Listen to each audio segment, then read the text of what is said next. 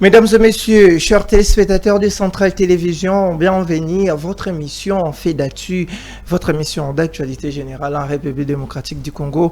Aujourd'hui, je reçois pour vous Dr Patricien Kombo, il est communicateur du mouvement de libération du Congo. Vous savez, parti cher Jean-Pierre Bemba, c'est avec lui que nous allons essayer de parler de l'actualité d'une manière générale de son parti, surtout aussi en ce qui concerne les attentes du nouveau gouvernement du Premier ministre J.D.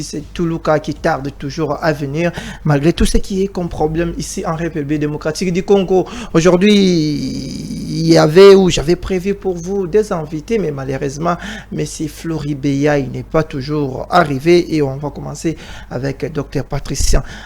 Fait d'actu, c'est parti. Dr Patricien, bonjour. Bonjour mon frère, merci beaucoup pour votre invitation. Je crois qu'on va parler de notre cher pays qui est notre seul héritage commun. Et puis nous allons parler de ce qui l'endosse, tout ce qui est de nos priorités ou de nos devoirs pour relever des défis, parce qu'il y a des millions. À ces moments que nous vous parlons, il y a des milliers de gens qui continuent à être tués, il y a des autres ou dans des hôpitaux, il n'y a toujours pas du courant, il y a des lots qui manquent par-ci, par-là dans notre pays, les sociales, il y a encore des problèmes à faire, donc nous devons tourner nos ménages pour chercher à trouver des solutions idoines à tout ce qui est comme problème qui ronge notre État. Notre État, Dr Patricien, vous êtes des mouvements de libération du Congo, vous êtes au pouvoir, vous êtes de l'Union sacrée, et quand vous parlez de tous ces manques, manque d'électricité, manque des infrastructures, de la sécurité, est-ce que d'emblée déjà, est-ce que vous ne voyez pas que vous mettez plutôt quelque part en cause votre gestion à la tête du pays? Non, des gens sérieux, des hommes d'État sont conscients du défi qui est le leur, ça veut dire sont conscients du défi à relever. Nous, le mouvement de libération du Congo, nous de l'Union sacrée, nous sommes des hommes d'État. Nous sommes conscients qu'il y a des problèmes énormes parce que les défis, nous les avons trouvés. Les défis durent plusieurs années, mais si nous avons accepté d'être à la tête de ces pays ou de diriger ces grands Congos, c'est parce que nous connaissions que déjà en amont il y avait des défis et en aval nous trouvons des solutions. Cela ne veut pas dire que le peindre, c'est une source d'irresponsabilité, non. Au contraire, c'est une source de responsabilité parce que nous croyons que nous avons ces pays et que ces pays a besoin de nos cerveaux pour que nous puissions y travailler et trouver des solutions idoines. Trouver des solutions idoines, nous allons y revenir parce que si on commence pas avec votre parti, nous allons peut-être vivre l'actualité, nous allons peut-être oublier. Est-ce qu'aujourd'hui, la question que tous nos téléspectateurs nous posent chaque fois, est-ce qu'aujourd'hui les mouvements de libération du Congo est toujours en partie des masses qu'on a connues il y a quelques années, quand vous étiez avec Joseph Kabila, quand il y avait des élections, vous protestez. Mais aujourd'hui, tout le monde a l'impression qu'aujourd'hui, le mouvement de libération du Congo est devenu en partie des cadres. Il n'y a plus de revendications. Vous êtes là comme des observateurs. Vous voyez la souffrance du peuple. Vous êtes là parce que vous êtes au gouvernement. Est-ce qu'aujourd'hui, la statut ou les statuts ou encore la manière de faire le mouvement de libération du Congo a changé? Non, vous savez, la manière n'a pas changé, mais nous avons changé de posture. Vous savez, hier, nous avons presque passé le 4 étapes. Nous étions d'abord un mouvement militaire. Nous sommes passés d'un mouvement militaire pour être un mouvement ou un parti politique. Parti politique à l'issue du dialogue intercongolais de l'Afrique du Sud. Nous sommes Sun City, nous sommes entrés au pouvoir. Nous avons co-géré avec les autres et puis nous sommes parmi les artisans. Vous savez, le mouvement de libération du Congo via le chairman Jean-Pierre Bemba Gombo. Nous sommes parmi les artisans de l'actuelle constitution où nous nous sommes dit que la seule voie pour accéder au pouvoir, c'est la voie des élections. Nous nous sommes bâtis, vous savez, nous étions partis aux élections en 2006 où nous espérons l'avoir gagné haut la main, mais malheureusement par le méfait de l'histoire, c'est fait que Kabila a eu ses pouvoirs. Nous, depuis que Kabila a commencé à gérer Yetzer pendant plus de 10 ans, nous étions à l'opposition, avec une opposition active. Et vous avez su, à l'absence de notre président national qui a fait beaucoup plus de 10 ans au sein à la CPI, mais le mouvement de libération du Congo était resté parmi le seul parti politique qui était beaucoup plus actif sur terrain. C'est nous-mêmes qui avons poussé Kabila à ne pas essayer de faire, malgré ses efforts de manœuvre pour repousser l'État et consort. Mais le mouvement de libération du Congo, nous étions sur terrain. Notre Madame Eve Bazaïba, vous vous rappelez, elle a même réussi le bal dans ses pieds pour ses combats. Moi, je crois que nous avons joué notre rôle en tant qu'opposition pour que nous puissions conserver et sauvegarder les acquis des Sun City, donc la Constitution, que la Constitution ne puisse pas être bâclée ou retouchée. Aujourd'hui, nous étions allés en 2018 aux élections avec la Mouka où les élections n'a pas marché. C'est le président Félix Tshisekedi qui était proclamé président. Nous nous sommes dit que le pays était au bout des gouffres, le pays était presque à son éclatement. Nous, notre cher président, le chairman Jean-Pierre Bemba, dit toujours qu'au moment où l'intérêt supérieur de la nation est en danger, il faut faire tout pour se surpasser. Le mouvement de libération du Congo s'est surpassé pour aller rejoindre le président de la République via l'Union sacrée de la nation que nous avons créée ensemble avec l'IDPS et les autres partis. Nous, étant fidèles à notre idéologie, étant disciplinés, on ne pouvait pas le laisser comme ça. Aujourd'hui, nous les avons accompagnés pendant un peu plus de 2 ans. Et puis aujourd'hui, nous étions encore allés aux élections. Notre président national a mouillé les maillots. Ça veut dire il a pris les avions, le bateau, le vélo, la pirogue pour aller battre campagne au nom du président de la République. Aujourd'hui, nous en sommes fiers de dire que nous appartenons à l'Union sacrée et puis nous connaissons le défi qui sont très énormes, mais nous y travaillons pour que le Congo soit digne. Vous y travaillez, docteur Patricien. Aujourd'hui, vous êtes Congolais, vous êtes jeune. Quand vous voyez aujourd'hui les mouvements de libération du Congo, quand vous avez si bien vous-même de retracer l'histoire, vous ne regrettez pas le fait d'avoir quitté l'opposition et de rejoindre aujourd'hui l'Union sacrée, malgré que vous avez rejoint l'Union sacrée aujourd'hui. Les choses, apparemment, du point de vue socio-économique, sécuritaire, n'a pas changé. Vous ne regrettez pas? Non, nous ne regrettons pas parce que seulement nous ne voulons pas faire des choses par fait d'artifice. Nous voulons faire des choses, nous voulons travailler profondément. Parce que mon frère, il faut savoir qu'il y a des politiciens, mais il y a aussi des hommes d'État. Les politiciens font des choses pour faire, fait d'artifice. Et puis, quand il passe, la chose refaite surface. Et puis, lui, il est passé dans les oubliettes. Mais nous sommes des hommes d'État. Nous voulons faire des choses, mais le faire bien. Tu sais, pour faire des choses d'une belle manière, il faut avoir le temps. Et puis, il faut avoir le diagnostic sérieux. En arrivant au pouvoir, nous avons fait le diagnostic sérieux du problème qui rongeait ou qui ronge la République démocratique du Congo. Nous y attachons à chercher des solutions efficaces et définitives. Pour avoir des solutions efficaces et définitives, ça prend du temps.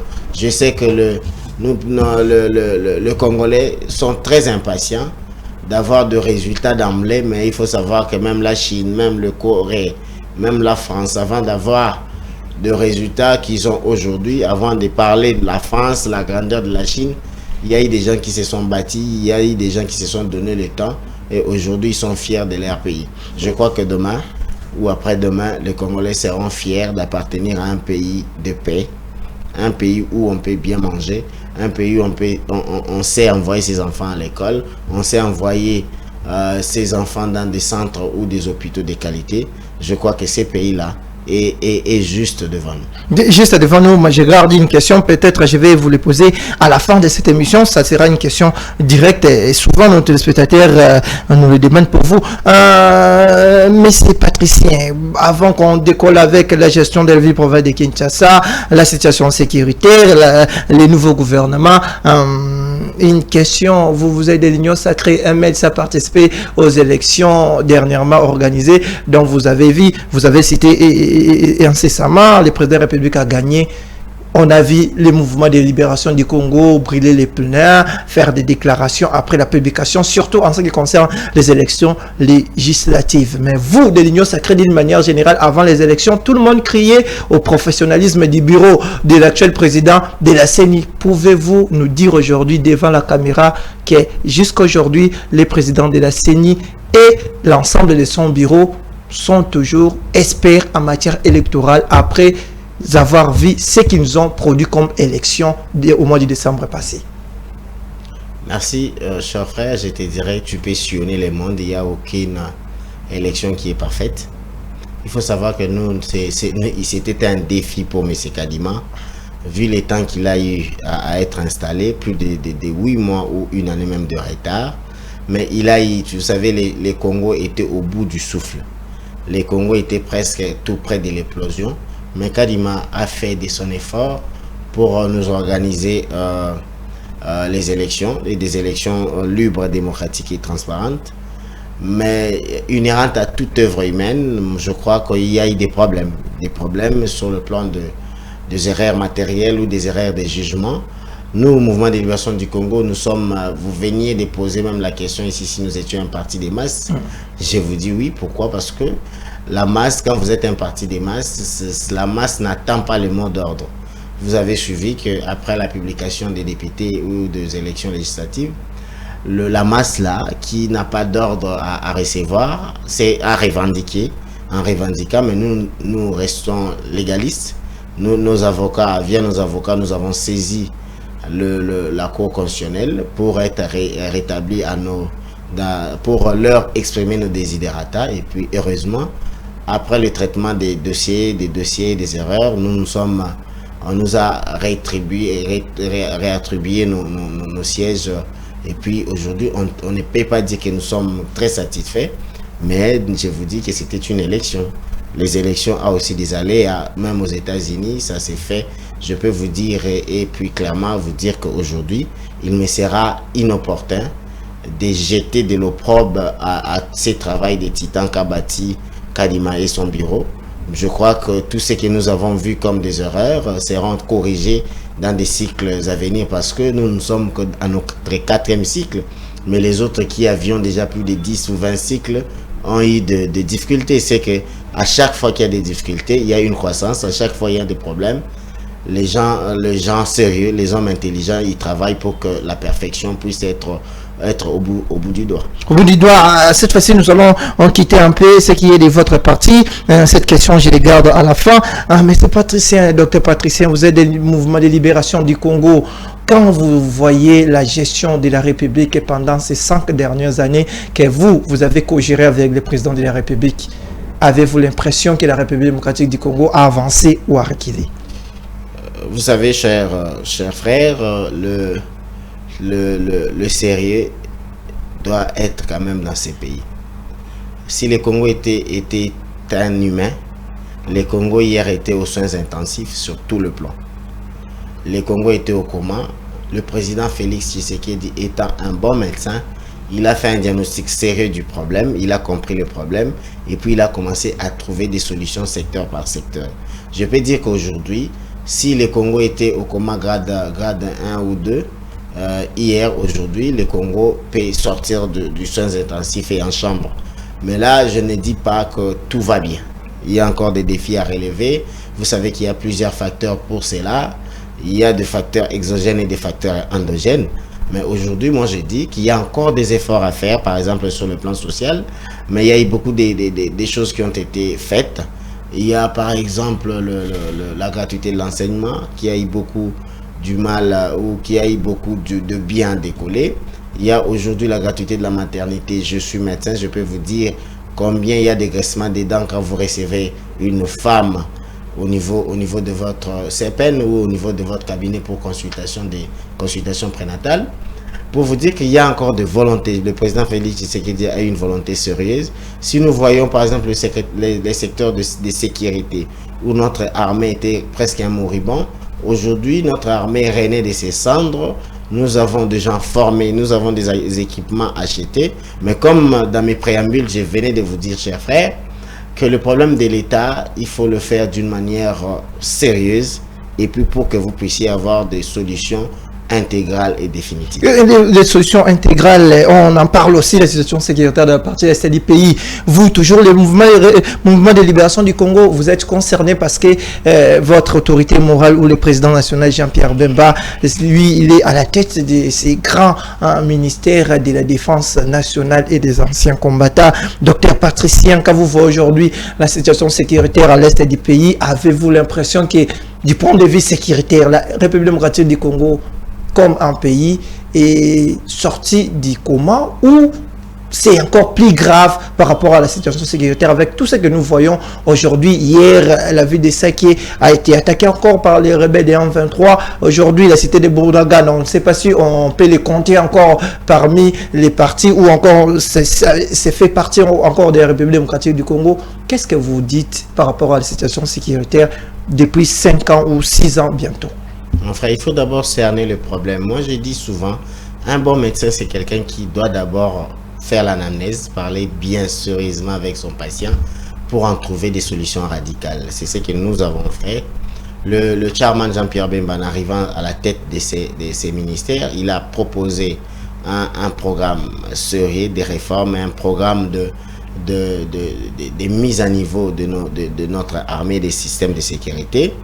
Et puis, il faut savoir que c'est une guerre. Et puis, cette guerre-là, il y a cela plus de 30 ans maintenant, qui a beaucoup déraciné des radicaux. On devrait d'abord commencer à cerner les nœuds des problèmes. Hier, c'était une guerre asymétrique qu'on nous vendait. Mais aujourd'hui, nous avons eu à cerner le problème. Le problème, c'est les Rwandais et ces radicaux. Maintenant que nous connaissons que c'est les Rwandais et ces radicaux, ils ne sont pas assez faibles parce qu'ils ont eu beaucoup plus de 30 ans à nous laisser à genoux. Maintenant, nous voulons nous relever. Qu'est-ce que nous devons faire? Nous devons nous organiser en interne. C'est cette organisation-là qui est en train d'être faite et qui est en train d'être faite au niveau du ministère de la Défense. Si vous voyez aujourd'hui nos militaires, ça peut vous donner de l'espoir que demain sera meilleur parce que nous avons aujourd'hui des militaires bien formés. Nous avons aujourd'hui des équipements achetés. Nous avons des écoles de formation militaire ouvertes alors que ces écoles ont été fermées hier. Je vous dis que les infiltrations d'hier, ça ne sera plus possible aujourd'hui. Il y a la moratoire sur la levée de la peine de mort. Aujourd'hui, on arrête jour et nuit des personnes qui infiltrent ou qui utilisent abusivement l'argent des contribuables congolais pour aller donner aux ennemis. Je peux vous dire, la main sur le cœur, que je suis confiant du travail qui cabat le chairman Jean-Pierre Bemba, mais je suis aussi confiant de l'avenir de mon pays parce que je sais que le chairman, quand il s'y met, quand il veut travailler, il travaille et le travail donne toujours de bons fruits et puis les fruits seront meilleurs bientôt. Les fruits seront meilleurs bientôt là. Les peuples aussi, les Quinois, les peuples congolais d'une manière générale attendent toujours avec impatience la sortie du gouvernement. Vous savez, on a déjà nommé le nouveau premier ministre, Madame Judith Toulouka, depuis le 1er avril de ces mois jusqu'à aujourd'hui. Rien n'est fait. On nous informe que le président de la République avait même convoqué les têtes d'affiche de l'Union sacrée, dont votre président national Jean-Pierre Bemba et les autres, pour voir les mécanismes vers comment faire sortir les nouveaux gouvernements avec les élections au niveau de l'Assemblée nationale. Selon vous, docteur Patricien, qu'est-ce qui bloque aujourd'hui la sortie du gouvernement? Vous savez que notre pays, je venais de vous dire qu'il y a beaucoup plus de politiciens que je fustige ici. Moi, malgré que je suis de l'Union sacrée, mais je suis parmi ces jeunes conscientes qu'a la République démocratique du Congo de dénoncer là où il y a à dénoncer. Regardez ce qui se passe aujourd'hui au sein de nos institutions, même le présidium de l'Union sacrée. Les PP, moi je les appelle les PP. Mbosso est là, plus de 80 ans, il va encore occuper le poste. Vital Kamerhe, plusieurs années ministre, et puis il venait à peine d'être ministre de l'économie, ils veulent encore occuper des postes. Qui battent depuis 1994, toujours en train de montrer le niveau du gourmandisme. Moi, je dis non. Cette manière-là doit changer. Nous devons avoir de nouvelles énergies. C'est pourquoi ici, j'appelle le président de la République à taper le poing sur la table en disant, par exemple, que de tels partis puissent proposer les autres figures que eux-mêmes. Parce que nous voulons le Congo a plusieurs défis. Nous voulons des sangs nouveaux. Il y a de telles personnes qui peuvent peut-être aller au Sénat pour être des sénateurs, apporter leurs expertises, parce qu'on a aussi besoin de leurs expériences. Mais quand ils s'est mus à être des blocages des institutions, moi je dis non. Je peux vous montrer par exemple l'exemple de notre chairman Jean-Pierre Bemba.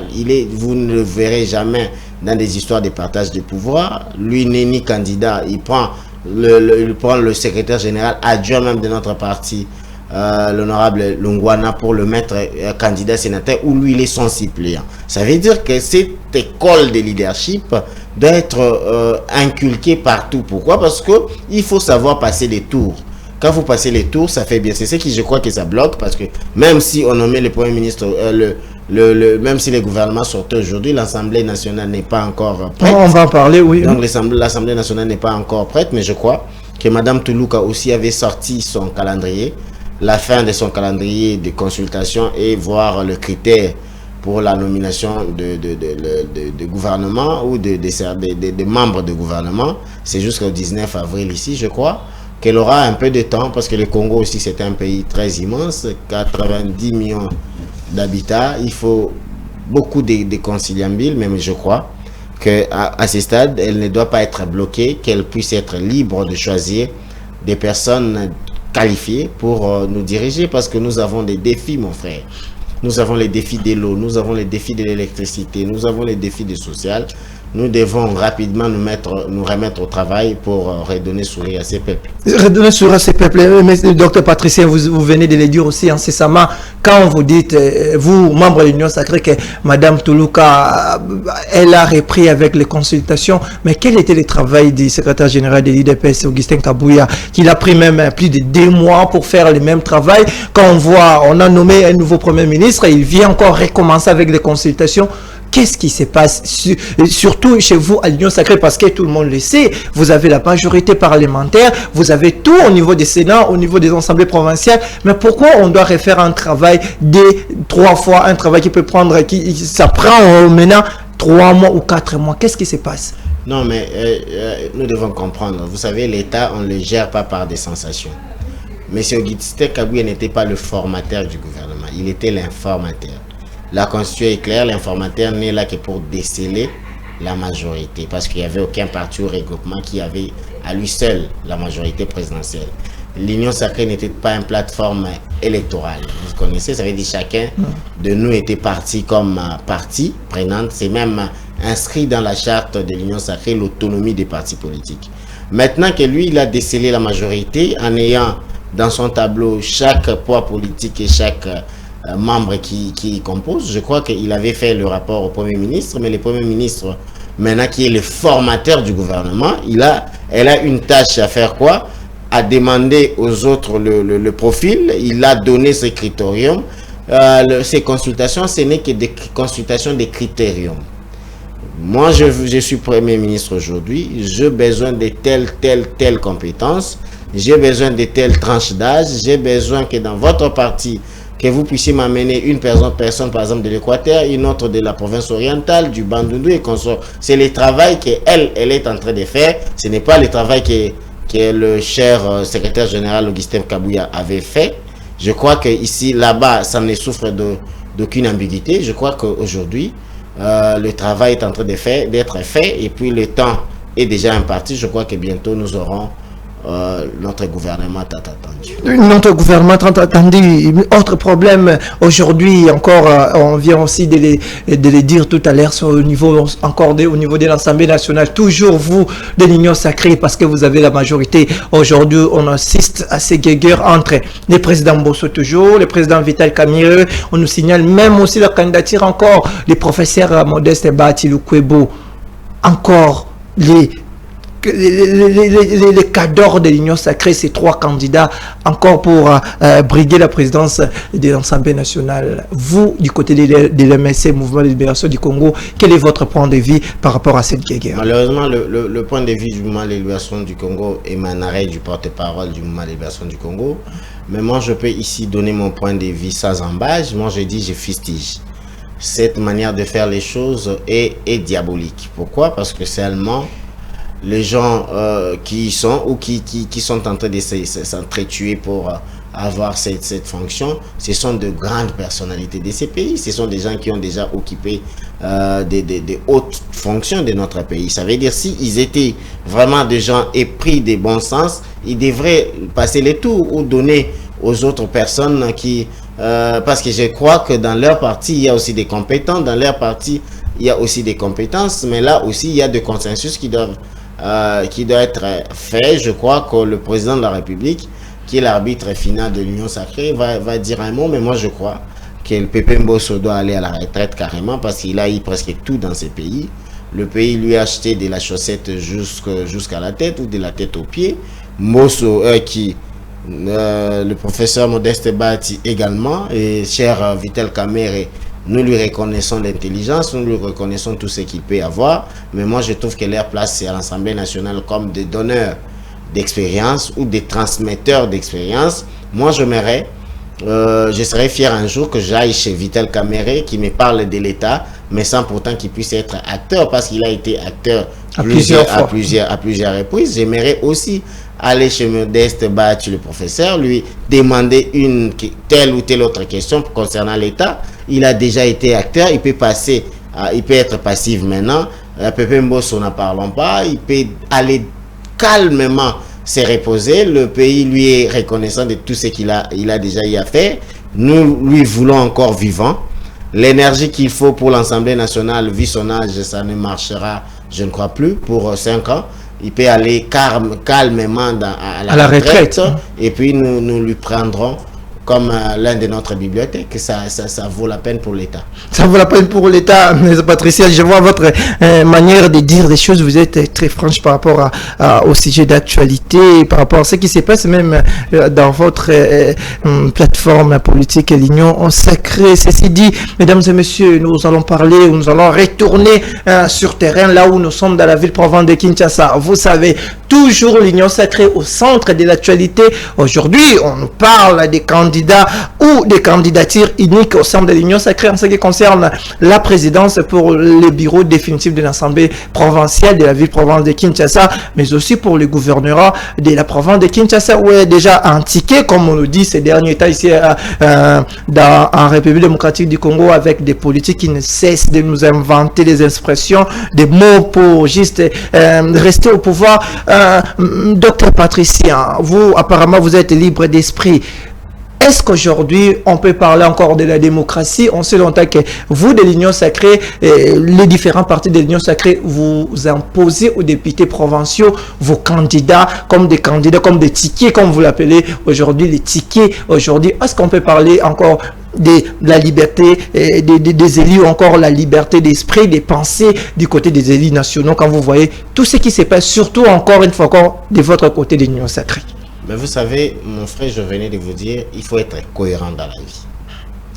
La cohérence voudrait que quand vous êtes d'un parti politique, et que c'est un parti politique, c'est ces partis qui vous a payé les cautions pour être candidat député, ou candidat député national ou provincial, ça veut dire que vous avez accepté librement d'adhérer au statut de ces partis-là et à l'idéologie de ces partis. Une fois que vous êtes élu, l'objectif d'un parti politique, c'est conquérir le pouvoir et les garder le plus longtemps possible. Diverger l'a dit, Weber l'a dit et les autres. Ça veut dire qu'il y a des mécanismes, il y a des stratégies du pouvoir. La démocratie ne veut pas dire le désordre. La démocratie, même, il a des facteurs, mais c'est aussi l'organisation. C'est aussi concourir les pouvoirs d'une manière démocratique. Qu'est-ce que nous, de l'Union sacrée, nous avons fait? Prenons la ville de Kinshasa. Nous connaissons que nous sommes majoritaires au niveau de l'Assemblée provinciale de Kinshasa. Mais chacun de nous, donc ça veut dire, prenons le MLC, l'UDPS, l'ACP, l'AFDC et consorts, à ses membres. Nous nous sommes dit, non, nous ne pouvons pas aller en désordre parce que nous sommes une même famille politique. Ça veut dire l'Union sacrée. Nous devons faire ce qu'on appelle le partage équitable des postes. Nous avons, au niveau de l'APK, fait le consensus. Le mouvement de libération, on dit l'IDPS, vous avez déjà eu le gouvernorat, vous prenez tel poste. Le ANB, un regroupement politique, il y a aussi des députés là-bas, prenez la présidence. Le MLC, prenez les questeurs, par exemple, adjoints. L'AFDC, prenez le rapporteur. C'est cette organisation-là qui fait de nous crédibles. Parce que nous nous sommes entendus consensuellement pour que nous puissions plus avoir des problèmes qui venaient de se passer hier ici. nous nous sommes dit, ok, nous avons notre ticket. On arrive au niveau du gouvernorat, on s'est dit encore, ok, les autres qui ont déjà eu de l'autre côté là-bas, ok, l'Union sacrée, l'IDPS proposait nous un gouverneur, les MLC proposait un vice-gouverneur.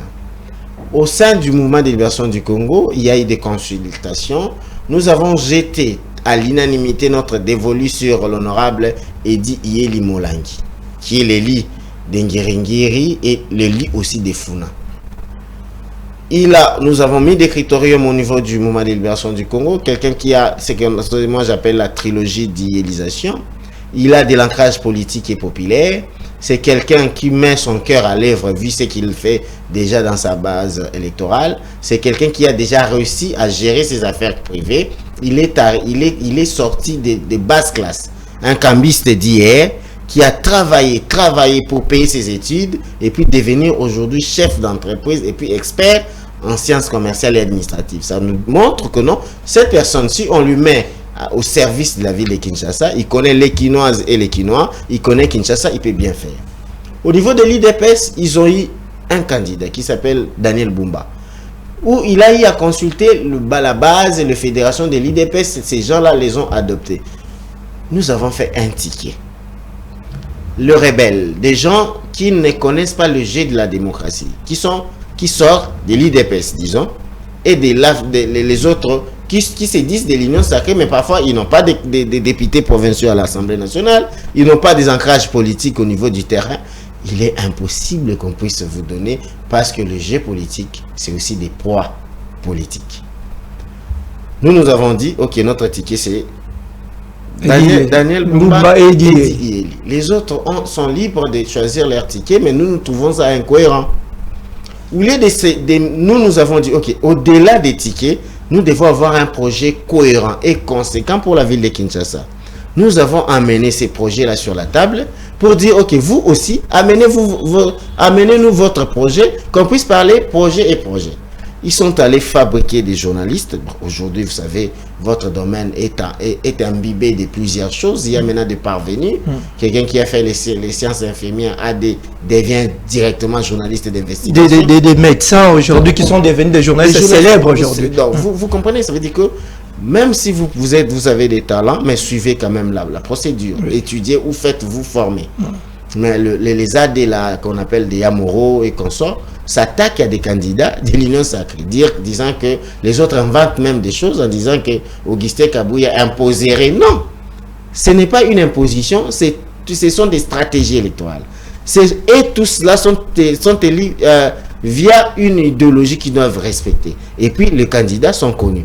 Les autres là sont en train de faire leur théâtre, des Yamoro ou de gens. Celui qui a vendu hier la braise, qui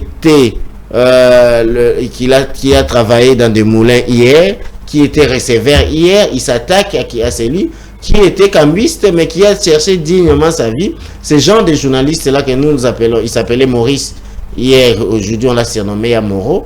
Il semblerait qu'il était né à Yaoundé. Bon, je comprends que peut-être Yaoundé l'intéresse plus que Kinshasa, mais Kinshasa aujourd'hui, mon frère, nous avons un programme sérieux. 3 grandes phases et puis plus de 7 axes. Kinshasa 2, ça veut dire Kin moderne, Kinshasa libre et Kin sécurisé. Moi, je dis avec ces projets-là, Daniel Bumba l'a défendu haut la main dans des chaînes de télévision ici. Nous sommes prêts à faire des débats contradictoires, même avec les autres camps. Même avec les camps de l'autre candidat, j'ai oublié un peu son nom. Mais oui, moi je suis prêt. À n'importe quelle heure, appelez-moi, faites un plateau, faisons les débats. Moi, je n'aime pas les débats des individus. Faisons les débats sur les programmes. Des programmes. Qu'est-ce que vous voulez amener pour Kinshasa? Parce que Kinshasa a des énormes défis. Kinshasa aujourd'hui, vous voyez, c'est presque la poubelle. Kin la belle d'hier, aujourd'hui, Kin la poubelle, mais nous voulons faire de ces Kinshasa plus belle demain. Pour ces, Daniel Bumba et Edi Iyeli, c'est un ticket de la raison, un ticket de la cohérence. Un ticket de la cohérence, l'État nous est déjà imparti, Dr Patricien Marek, il y a beaucoup à dire par rapport à l'actualité. Nous allons même y revenir. Dr Patricien, franchement, je reviens à vous par rapport à votre parti. Vous regardez la caméra, est-ce qu'aujourd'hui, tous les membres de votre parti, le Mouvement de libération du Congo, peuvent dire aujourd'hui adieu les ambitions ou l'ambition de briguer la magistrature suprême pour le Mouvement de libération du Congo? Non, pourquoi on va dire adieu? Notre président national est encore vivant. Et puis, à part lui, il y a plusieurs autres intelligences au sein du Mouvement de libération du Congo. Moi-même qui vous parle, j'ai des compétences avérées. Je peux aussi faire l'affaire demain. Mais nous, on est serein. Notre président du parti, il avait de tout soupçons. Il est quelqu'un qui est libre aujourd'hui. Il peut briguer les mandats à n'importe quel niveau. Je ne crois pas que Jean-Pierre Bemba renonce à briguer cette magistrature suprême. Mais Jean-Pierre Bemba, c'est quelqu'un des principes. Il avait commencé un combat avec son frère Félix Antoine Tshisekedi Tshilombo. Il doit l'accompagner d'abord dans son mandat parce qu'ils ont eux-mêmes établi une charte qui est de l'Union sacrée, fait un programme de gouvernement qu'on soit qu'ils ont eu à diriger pendant plus de 2 ans. Il serait absurde que Bemba puisse être candidat lors des élections passées. Mais l'avenir, qui est parfois insondable, on le laisse à la main de Dieu. C'est le Dieu lui-même qui connaît le destiné d'une personne. Mais je vous dis, retenez la journée d'aujourd'hui. Jean-Pierre Bemba, c'est une personne avec des grandes ambitions. Il aime bien ses pays et puis c'est quelqu'un des grands destins. Parce qu'on dit, le combat face au destin, on est toujours perdant. Soit vous serez perdant en essayant de mettre des coques à jambes à Jean-Pierre Bemba. Parce que lui, c'est la destinée. Lui, c'est Dieu qui l'a placé là où il est. Et puis quelqu'un qui a fait 10 ans au niveau de la CPI, on l'avait condamné au premier degré pour 30 ans de prison.